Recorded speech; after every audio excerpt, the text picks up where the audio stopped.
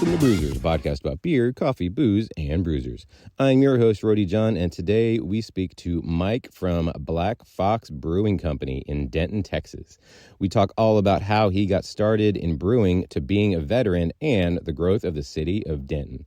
As you'll hear, they are doing a special for veterans this Saturday for Veterans Day, so definitely make sure to go out to Denton, support some veterans, and buy them a beer, and also support new breweries. As you'll also hear, Black Fox Brewing has only been open for less than a month, so that is even better. You get to taste all of the first batches of things, and we get to celebrate them every year that they get to be open. So make sure to also sign up for our newsletter. It comes out twice a week. You get even more information about our guests. You get fun facts, and you get to find out even more about your favorite podcast, all about beer, coffee, booze, and bruisers. So, without further ado, here is Mike from Black Fox Brewing Company.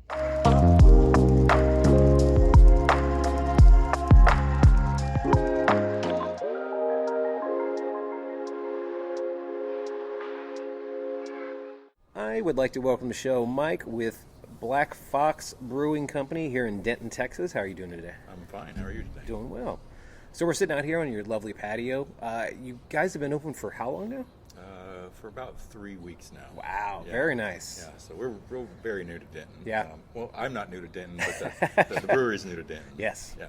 I mean, there's some fantastic breweries coming out of here, too. Like, I've had wonderful times with the Denton County guys, and I know there's other ones here, too, as well, that, you know, this is a college town, yes, but it's always been kind of like a up-and-coming city as well, and so I think the energy of the kids, you know, quote unquote kids. Right. You know, as when you get to this age, you kind of call them kids. Yeah. But and then of people that have been here forever, it's a wonderful melting pot of things that people need to be doing. So, yeah. So, what is your earliest memory of beer? Oh my gosh. Are we being honest here? Yeah. I mean, I don't know if your parents are gonna listen. I'm not trying to get you in trouble. I mean, growing up, you know, you just family gatherings. Big family, both sides. So, you know, it's uncles and dad and grandparents and everybody. So it was always associated with not necessarily anything bad, but it was always whenever there was a big family gathering going on, and it was good times, and, you know, running around with my cousins when I'm a kid. So it's good memories, you know, good first early memories of it. Right.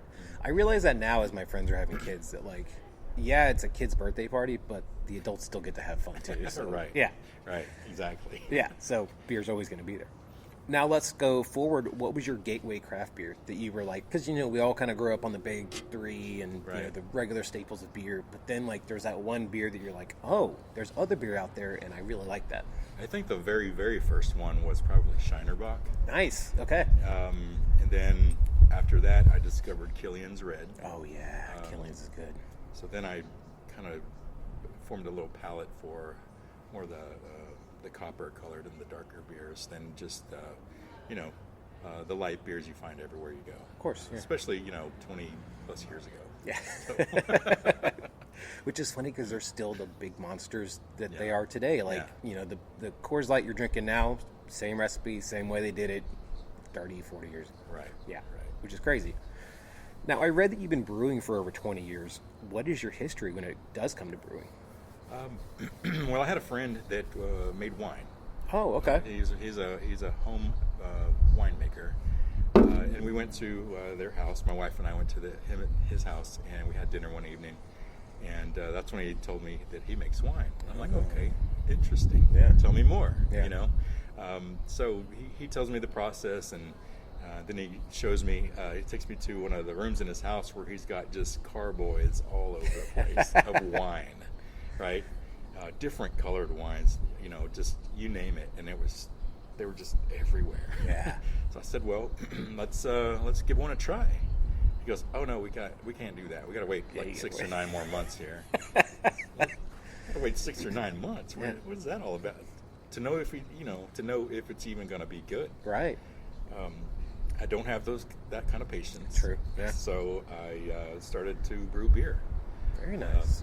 Not the same process, obviously, but it's a process, and I started off with syrup, just like everybody else, I think, on the kitchen, on the kitchen stove.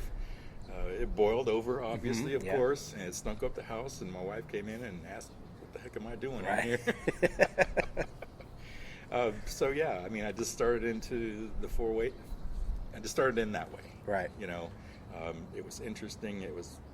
I enjoyed it, Of course. from the very beginning, and the fruits of your labor, right? Right. Yeah.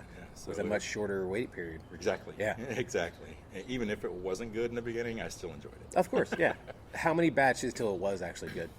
Oh gosh, it didn't take too terribly long. I learned really quick from the first few batches. So Yeah. I'd say within the first 5 batches, I started kind of honing in on it. I did lots of reading, obviously.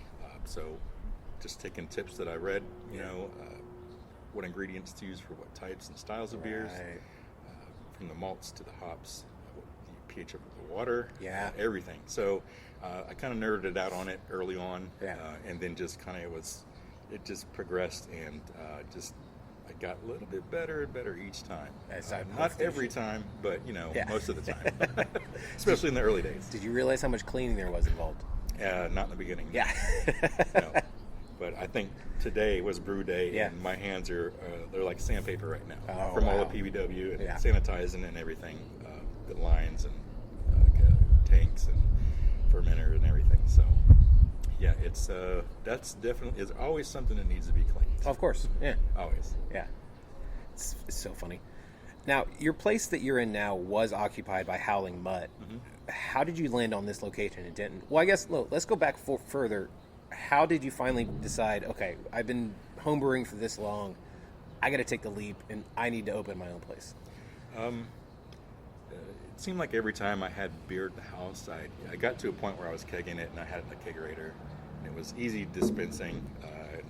During the holidays, friends would come over, Yeah. family would come over, and then they started asking before they came over, is there beer?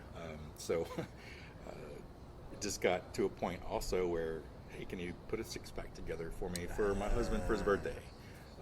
Or for Christmas or something like that. And then I just kind of scaled up from a pot on the stove, to the turkey fryer, I think like everybody does. Yeah. And then then I moved into 15-gallon vats or Wow. vessels to make 10 gallons at a time. Yeah.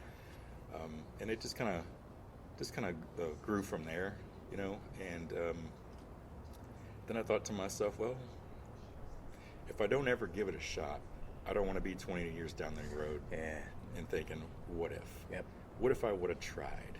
So here I am in 2023 trying. Yeah, there you go. The two worst words together are what if. Right, Yeah. right, yeah.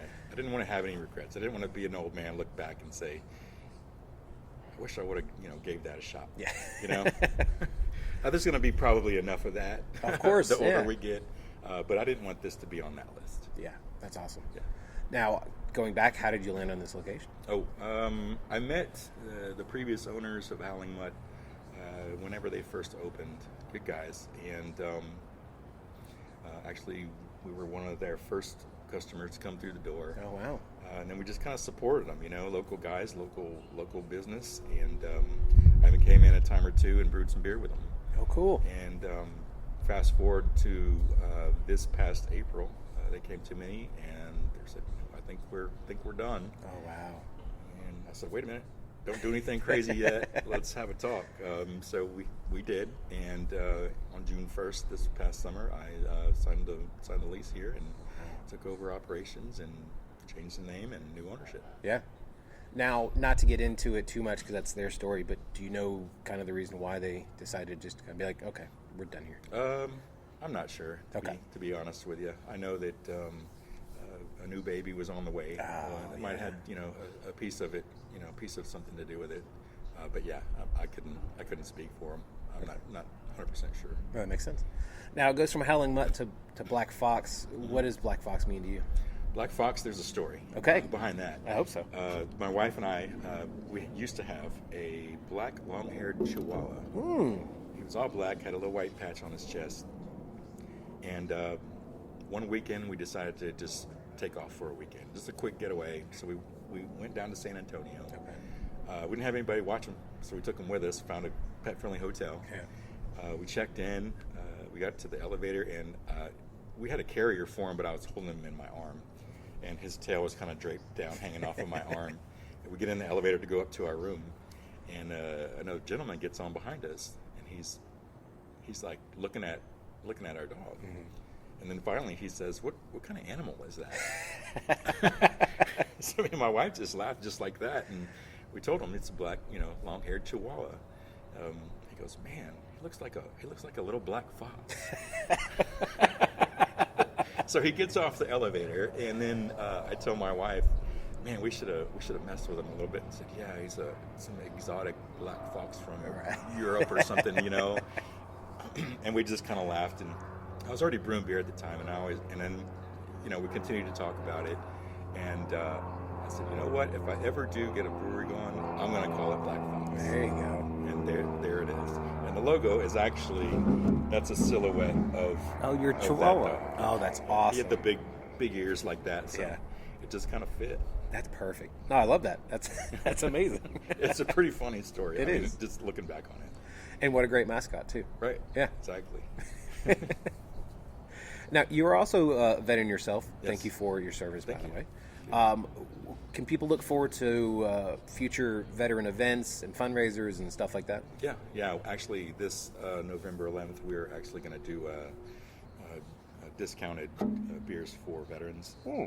Whenever they come in on that Saturday. It's not this Saturday, next Saturday. But we're going to continue that on. We're also going to probably start a program, or we're looking at starting a program that we want to call buy a vet of beer. So anybody can come in and they can buy a beer. They'll fill out a slip and it'll go in a jar. So when a veteran comes in and they say, "Hey, I'm a veteran," they can take the slip out of the jar and trade it for a beer. That's so cool. Yeah.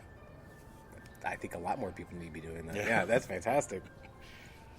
I have seen in when Legal Draft was open, there was this big, it was a veteran march that they do. They just do them, I think, to different breweries and different causes and stuff. And I know that there had to have been at least 50. And of course, they're all crazy, and it was summertime, so they're all in the short shorts, but with the boots on, and it was just a good time. And I was like, I think we need more of that going on. So. Yeah, we're looking into all kinds of events, including Veterans Day, Memorial Day, you name it. So we're still brand new, and we're still putting it all together. So yeah, it's a moving target. Of course, yeah. Now, this is going to be a little hard, but what are 3 of your favorite beers that you guys have, or that you've ever made? I think that right now I'm getting a lot of good feedback on the red. Okay. The red, and as the seasons change, the stout's becoming a lot more popular. This is wonderful. I am drinking it, and I'm very much enjoying it. Thank you. And I also have the light, the Front Porch Light Ale. That we have. It's 5.5% ABV, and it's for those that don't necessarily like the heavier, the reds, the IPAs, the stouts. It's a easy drinking, smoother. Those that come with the beer nerds like me to a brewery, they have something for them as well. Yeah. Now, you did say you kind of lean more toward the red and not so much the lighter side, but you kind of have to appease everybody when you open a brewery, especially you have people that still drink Coors Light on a regular basis, and they want something lagerish, which is not a bad thing, because lagers, I think, are starting to, it's like that pendulum situation where we've hit the tilt on the other side where we're making pickle beers and barrel aging things 8 times over with 6 different vanillas, and now we're swinging back to the other side where if you're a good craft brewer, you're showing how your lagers are. Right. Because you can't hide anything. It's a much longer process. Right. And, again, people, love them, but it's not as easy as people think it is. Right. So is there kind of a trend that you kind of want to hit, or you kind of want to just go all over the place, or what are you thinking? We're definitely going to move into lagers. Probably come this spring, we're going to have a Mexican lager. Oh. And then, of course, we were a little late this year, but next year we'd like to have a